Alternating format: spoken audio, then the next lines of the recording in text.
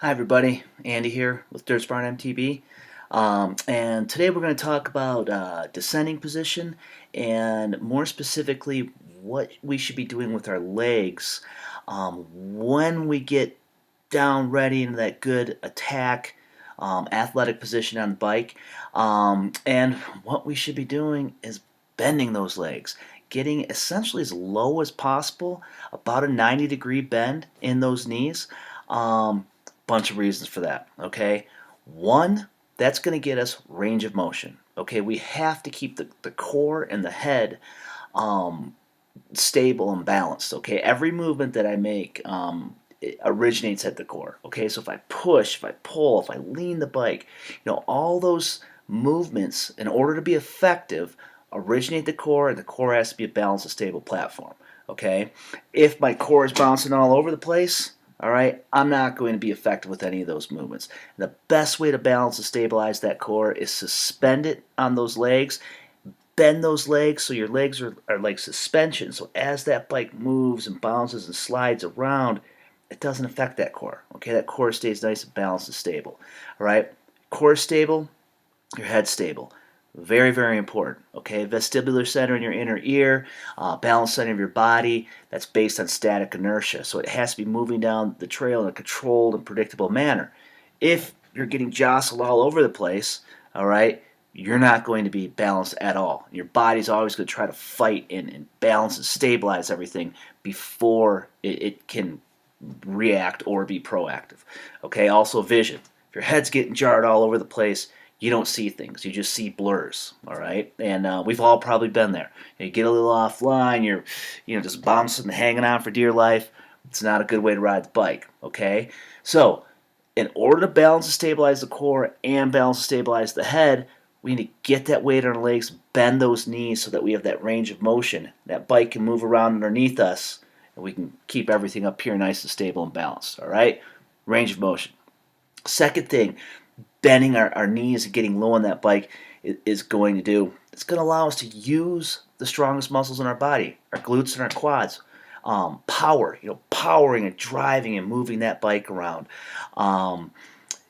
Straightening those legs out, pushing that bike forward for a good manual wheelie, which is also the first half of jumping and drop-offs.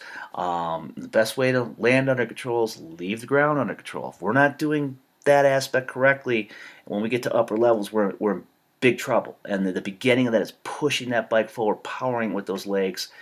Can't straighten your legs if they're already straight. Okay, so you have to get down in there in that good, ready, attack, athletic position.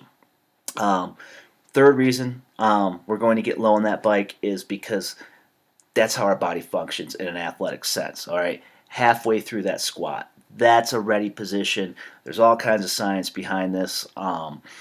When we're down in that position, we're ready to move. We're ready to be active. Straight legs, you're not in an athletic position. You're not ready to move your body around. You're not ready to react. Okay, so we're going to see all these things in the following video. I will say that this is for when the trail gets gnarly, or we're about to brake really hard, or lean the bike into a corner. There's some hairy stuff going on out there. Okay, if the trail's super smooth, you're just cruising along. You can stand up with straight legs. You can sit down. You can, whatever. Make a phone call. Doesn't matter. Okay, but when things start getting hairy, we're going to have to do this. There's also a link. To a video that shows some of the top riders, downhillers, enduro racers, in the world. You should have seen it on the site before you got to this video. Check that out, And when those riders are in the super gnarly stuff, you're not going to see a bunch of straight legs and people standing nice and tall on the bike. Everybody's going to be down in there, bent legs, athletic position. So thanks for checking this out. Technique of the week, trying to get one up every week. So keep coming back. Check out the Dirt Smart MTB Facebook page. We'll let you know when everything's going on. Instagram also. So yeah, thanks a lot. Enjoy the video. All right. So look at how low that rider gets. Look at how much that bike's bouncing around, and watch how stable and controlled that core and that head are. The only way we're going to do that is if we get low on that bike, suspend that core, that mass of the body with the legs. Um, Straight legs right here, the bike would drop away, and then again, the rider's going to get pulled and moved around as the bike moves around. You're going to get pulled offline. You're going to have some jarring movements. Have to use those legs. Have to get low on that bike. Okay. Here's another one. We can look at these descents almost like you're walking down a staircase. Okay. You take that core and that nice smooth momentum path to where you want to go. All right. When we walk down a staircase, we don't walk horizontal, drop vertical, horizontal, vertical. We bring those hips down in a nice smooth momentum path. Okay, right there, real good. Steph gets jarred around a little bit, but that's real nice. If she's standing tall on that bike, she's in big trouble. Okay, now, where's the good spot? Where's the sweet spot? Well, we can all do this. Get off the bike, bounce around a little bit, right there. Okay, right where you feel super comfortable and athletic. That's where we need to be on the bike. That's a little tall. That's a little too low. Right right in here, halfway through a squat. All right, this clip here, look at how low the rider gets right here. Okay, low on the bike. Okay, it's real easy to see this with the arms, but it's also going on with the legs. Again, if the legs are straight, rider's high, center of gravity's high, and when that front end drops, you're going to end up getting pulled forward. But here, look at how smooth that head and that core go through that transition. The bike pivots underneath. Perfect. Low on the bike, bend the knees. Also returning right to that good position. Okay? Good, powerful position. All right? So, weight stays in that bottom bracket and comes right back to that bottom bracket, right back to that good position. Okay?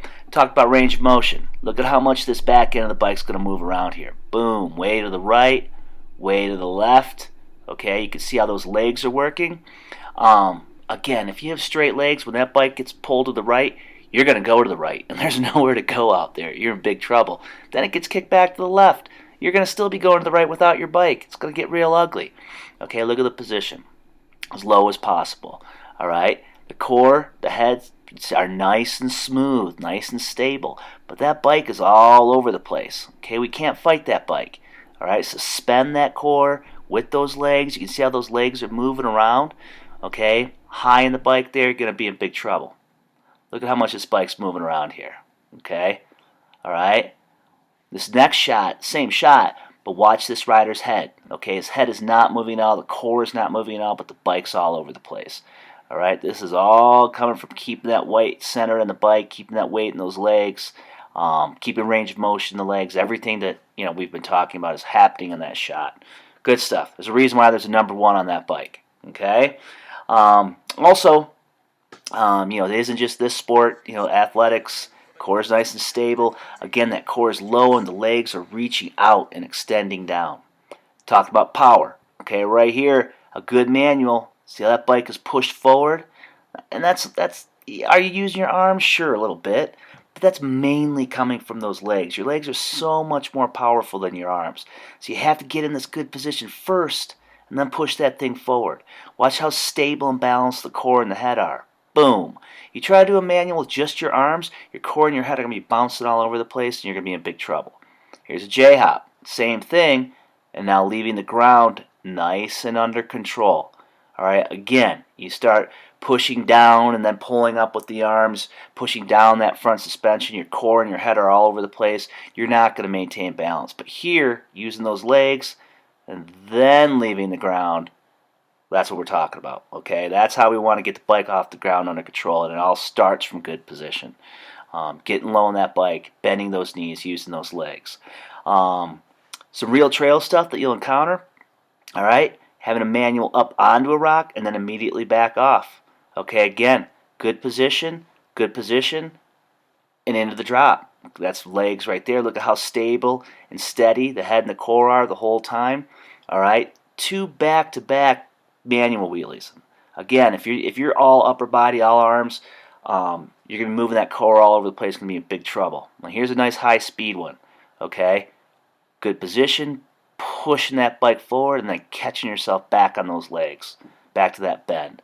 All right, screw this one up at speed. It's going to hurt a little bit. Okay, so use those legs. Bend those knees.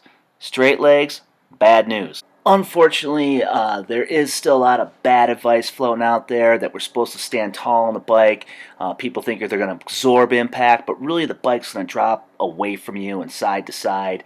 And I think what we've seen here, we need to bend those knees. We need to get low on that bike. We need to use those legs. So thanks for stopping by. Come back soon. Dirt Smart MTB.